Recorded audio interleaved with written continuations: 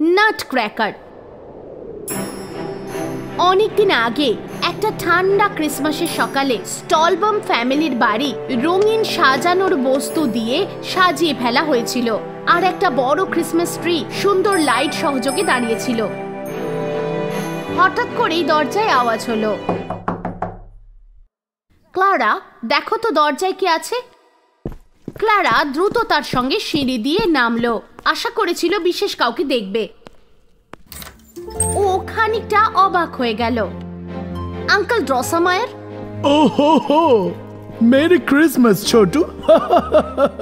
Uncle, আমি আর এখন অতটা ছোট নই। সেটা কোনো ব্যাপারই নয়, তুমি সবসময় আমার কাছে ছোট রাজকন্যা। আঙ্কেল ড্রসামায়ার খেলনা তৈরি করতেন। প্রত্যেক বছর সে খুব সুন্দর সুন্দর প্রাণবন্ত খেলনা বানাতো ক্লারার জন্য আর তার ভাই ফ্রেডসের জন্য। ক্লারা প্রত্যেকটা খেলনাই খুব পছন্দ করেছিল। ও নিজের ড্রয়ারে যত্ন করে রেখেছিল। ওর কাছে ছিল টিনের সৈন্য, জলদস্যু, একটি ব্যালরিনা, ঘোড়সওয়ার, আরো অনেক কিছু। কাকু, এবছর তুমি কি খেলনা দেবে? ও, এবছর আমি তোমার জন্য বিশেষ কিছু আনবো, তবে উপহারটা খোলার জন্য সন্ধে পর্যন্ত তোমায় অপেক্ষা করতে হবে। ও আঙ্কেল প্লিজ, রাত অনেক দেরি। তুমি তুমি এক্ষুনি এখানে খোলো। তুমি বাচ্চা। মধ্যরাত পর্যন্ত ক্লারা ধৈর্য ধরে থাকতে পারছিল না। ওই মুহূর্তেই ওর উপহারগুলো চাই। আঙ্কেল ড্রসোমায়ার আর দেরি করলেন না, উনি গিফটটা দিয়ে দিলেন। ক্লারা এক্সাইটেড হয়ে ওর গিফট খুলে ফেলল।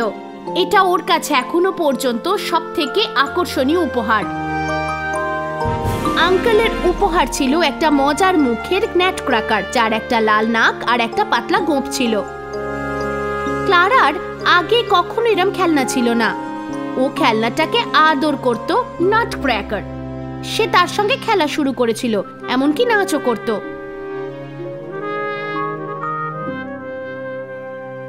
ফ্রিডস যখন তার উপহার খুলল, তার কাছে একটা ইঁদুর সৈন্য ছিল, যার দাঁতগুলো বেশ ভয়ঙ্কর। এটাকে দেখে একদম সত্যি মনে হয়। ক্লারা দেখো, দেখে যেন মনে হচ্ছে এখনই যুদ্ধক্ষেত্র থেকে এলো। কিন্তু ক্লারা কিছু শুনছিল না। তার খেলনাটা তার কাছে অন্যরকম লাগছিল। ক্লারা তার থেকে তার চোখ সরাতে পারছিল না।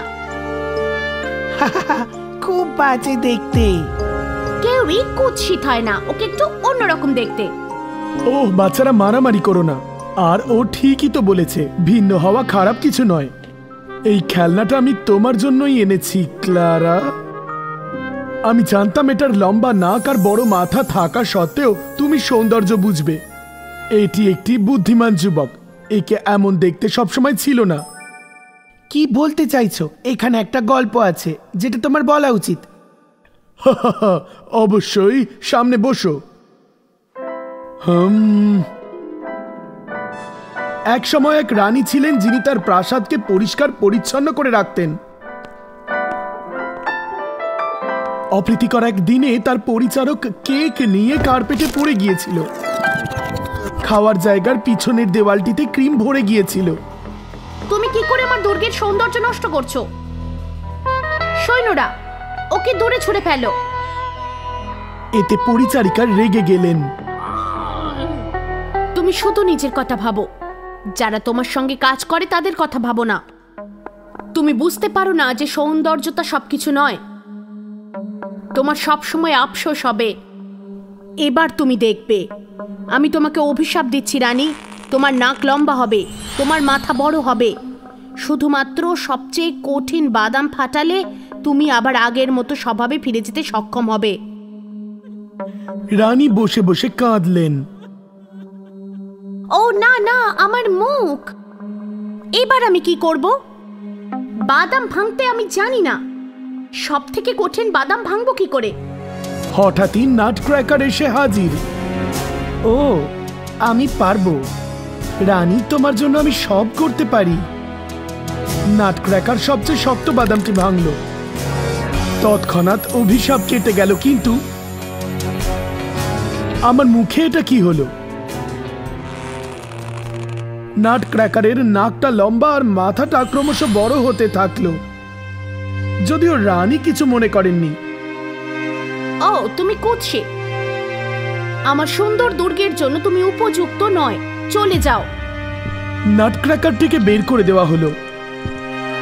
কিন্তু এটা ঠিক নয়, রানী বেশ নিষ্ঠুর। আমি সহমত। এবার বুঝলে নাটক্র্যাকারটিকে কেন এমন দেখতে?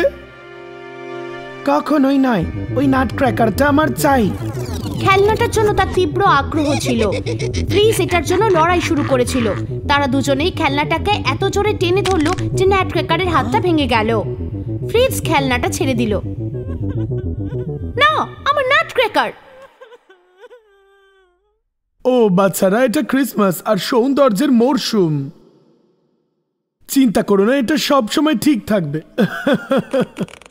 কিন্তু এটাকে ক্রিসমাস ট্রি এর নিচে সারা রাত রাখতে হবে, ঠিক আছে? সেই রাতে ক্লারার ঘুম এলো না।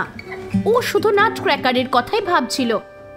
শেষ পর্যন্ত ও খেলনার কাছে গেল আর জড়িয়ে ধরল। খেলনাটা কোলে নিয়ে ও ঘুমিয়ে পড়ল। ক্লারা হঠাৎ ঘুমানোর মধ্যে অদ্ভুত সব আওয়াজ শুনতে পেল।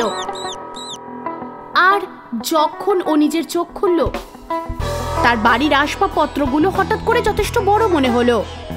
ক্রিসমাস ট্রিটা ও যেখানে ঘুমোচ্ছিল সেটা বড় একটা গাছে পরিণত হয়েছিল। ক্লারা পুরোপুরি জেগে উঠেছিল।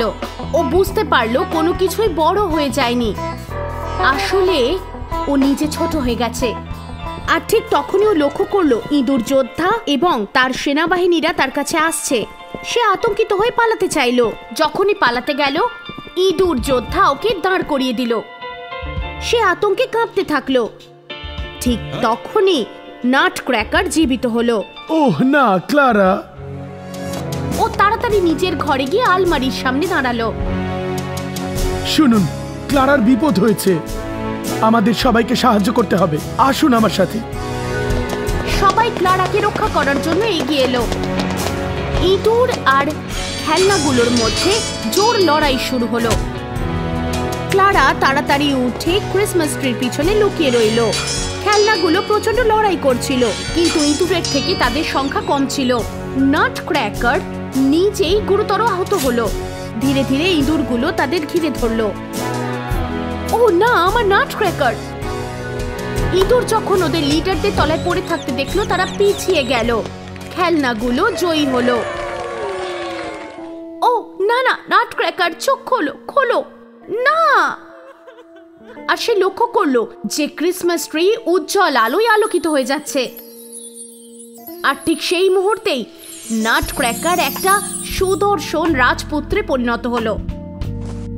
ক্লারা অবাক চোখে রাজপুত্রের দিকে তাকিয়ে রইল। সে বিস্মিত আর অবাক ছিল। আমায় চিনতে পারছো? আমি সেই নাটক্র্যাকার। তুমি অভিশাপ ভেঙে দিয়েছো। তুমি বাহ্যিক সৌন্দর্যের মধ্যেও দীর্ঘায়িত নাক আর মোটা মাথাটাকে দেখেছো। রাজপুত্র তার হাত ছড়িয়ে দিল। দুজনে নাচতে শুরু করলো। এটা খুব সুন্দর একটা নাচ ছিল। ক্লারা লক্ষ্য করলো এই মুহূর্তে সে ধীরে ধীরে হাওয়ায় ভাসছে।